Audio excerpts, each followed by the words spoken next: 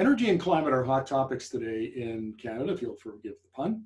And how Canadians think about it is not the same from coast to coast. There are regional differences. And to talk about a recent survey that her organization conducted, we're going to be talking to Monica Gattinger, the head of Positive Energy out of the University of Ottawa. So welcome to the interview, Monica. Thank you, Markham. Delighted to be here.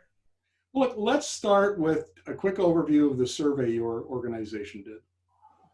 Sure, happy to. So this is a survey, I mean, there's a big caveat here. This is a survey that was conducted prior to the onset of COVID-19. So that needs to be borne in mind. But the analysis, these results are fresh results that we just released over the course of the last week.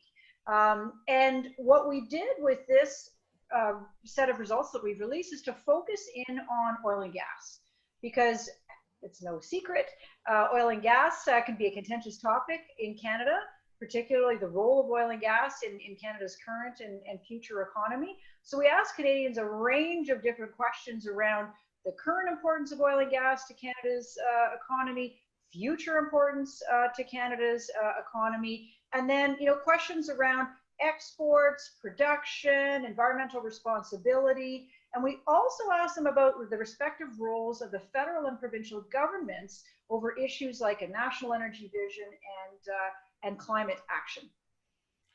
Now, I've been writing for a couple of years now, based on primarily on information that was in Abacus data surveys.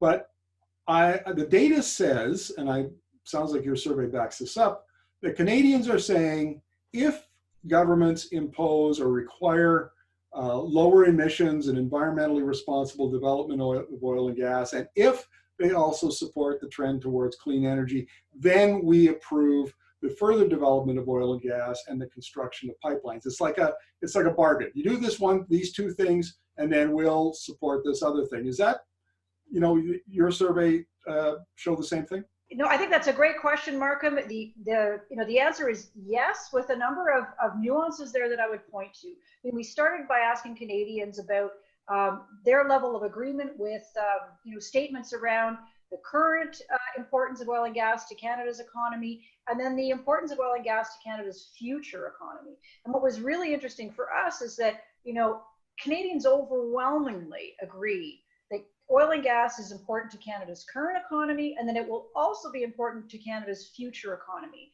That the level of agreement for the future declines a bit, but not as much as one might have expected. Where we see some really interesting stuff, though, is less to your point about we'll support oil and gas if we put in place tough climate policies, and more about we'll support oil and gas if there's environmental performance related to the production and export and consumption of that product. So, for example, we asked Canadians about oil and gas exports, and we said if exports can help to displace higher emitting forms of energy elsewhere, what is their level of support for that statement? And when it came to that statement around natural gas, we found overwhelming agreement with this idea that Canadian exports can actually help to reduce emissions elsewhere. I mean, that proposition, there's lots of support for. We asked the same question, though, but framed it up around the economic dimensions of oil and gas development. So we said, given that demand for oil and gas is strong, is increasing globally, level of support for exports. And there we saw, yes, support, but not the same strength of support as we saw when there is environmental performance attached to the sector itself. So where I draw the distinction, Markham, is it's sort of less about, we'll support the sector, it can do what it wants, while Canadian governments put in place climate action elsewhere, and more about we'll support this sector where we see environmental performance. Well, fair enough, and that's actually an important distinction. So you're talking about a multi-generational pan-Canadian approach to oil and gas development. What does that look like? Well, this is where, for us, one of the things we were trying to do with this survey is get at this issue of polarization. people talk a lot about, oh, Canada's polarized on these issues.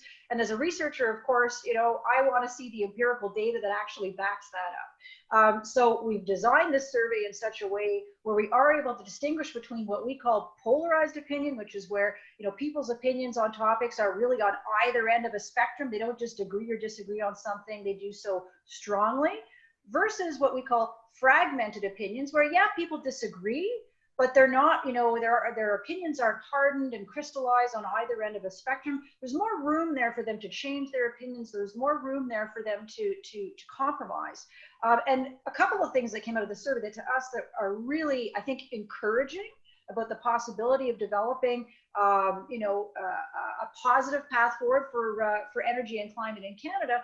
One is that, we rarely see polarized opinions on these issues. We sliced and diced this data, Markham, along gender, along age, along region, along ideology, along partisan affiliation. The only area where we see kind of consistent polarized views is on partisan affiliation, which to us is really interesting, because what that suggests is that, we've got, in many instances, a situation where it's actually partisan politics that are making it more difficult to find common ground on these very, admittedly contentious issues.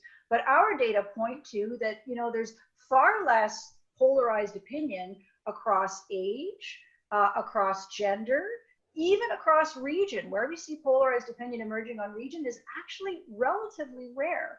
And as a result of that, we actually see room for optimism in terms of developing, an approach that sees strong climate action, at the same time environmentally responsible development of the country's oil and gas sector, and that actually secures the support, based on our findings, of a very strong majority of Canadians. What are policymakers to do with the conclusions that come out of your survey? Well, I think, we talk to policymakers a lot in our work, as you might imagine, and there's a lot of hand-wringing on these issues for very good reason. They're challenging, they're contentious, they're complex. How to address such complex issues that span over decades in the context of short electoral cycles and heated politics, and a minority government at the federal level, and divisions between federal and provincial governments frequently on these issues. And I think what's really useful about this data is it sort of helps to maybe take the temperature down in the room a little bit by saying, if you look at what ordinary Canadians, the so-called regular people, where their views are at on these issues is far less polarized than what some of our politics and what some of our headlines might suggest. So I think from a policymaker's perspective, this offers some grounds for optimism. I think one of the big challenges here is how do we address or overcome or navigate some of the partisan polarization around these issues. And that could take some real courage from our politicians to reach across partisan divides that are for all kinds of reasons very challenging to reach across, whether it's at the federal level or between federal and provincial governments. But our work really suggests that that's an obstacle to making positive progress on these issues. Well, thank you very much, Martha. This has been great. Every time we talk, I get a little bit more insight into the polarized debate and some of the narratives in Canadian energy public discourse. So thank you very much. We'll look forward to chatting with you in the future. Thanks so much, Markham. Great to be here.